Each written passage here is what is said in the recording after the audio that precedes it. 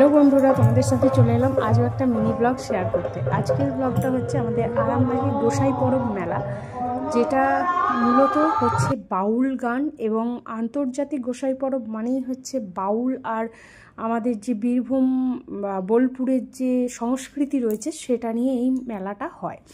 এটা আমাদের আরামবাগেই অনুষ্ঠিত হয়। তো চলে গিয়েছিলাম দুপুর নাগাদ। আর এখানে এত সুন্দর সুন্দর মাটির থালা, মাটির সমস্ত জিনিসপত্র, কাঁসা পিতল, তারপর বকুল ফল, মহুয়া ফল, তারপর জুট পাট এসবের তৈরি জিনিসপত্র ম্যাক্সিমাম বেশি বিক্রি হয়। এই যে দেখছো হার কানেরগুলো রয়েছে, এগুলো সব সিম বীজ, বকুল ফল, মহুয়া ফল এসব দিয়ে নাকি তৈরি। এগুলো সবই এসেছে শান্তিনিকেতন বোলপুর থেকে। এই যে হারগুলো সব রয়েছে, সব কিছু কাপড়ের তৈরি। আর সমস্ত তোমরা তো জানো শান্তিনিকেতনের কালেকশন মানেই একটা অন্যরকম ডিজাইন, অন্যরকম দেখতে, যেগুলো মানে খুবই ট্রেন্ডিংয়ে চলে এখন। আর এছাড়াও রয়েছে কাঁসা পিতলের জুয়েলারি। কাঁসা পিতলের জুয়েলারি তো আমি ফার্স্ট টাইম দেখলাম। মানে এখন মানুষ দিন দিন কত সুন্দর সুন্দর মানে কাঁসা পিতল দিয়েও গয়না বানিয়ে ফেলছে।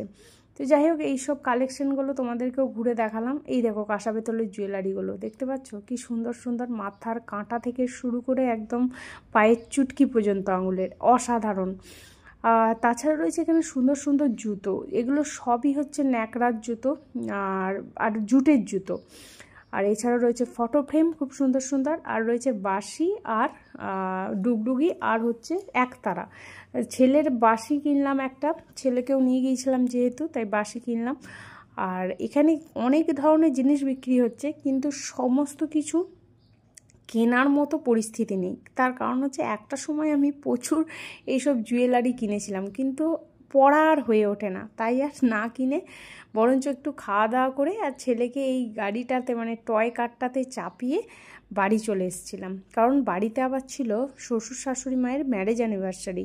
তো কেক কেটে সেলিব্রেশন করেছিলাম, আর তারপরে রান্নাবান্নাও করেছিলাম। সেটা হচ্ছে ফ্রায়েড রাইস আর চিকেন কষা, আর ছিল পনির সাটে, যেগুলো তোমাদের সাথে ছবিতে আর তোলা হয়ে ওঠেনি। তো এই ক্লিপটা ছিল, তাই তোমাদের সাথে শেয়ার করলাম। ছেলে তার দাদু ঠাম্মার সাথে কেক কাটছে তার দাদু ঠাম্মার অ্যানিভার্সারিতে।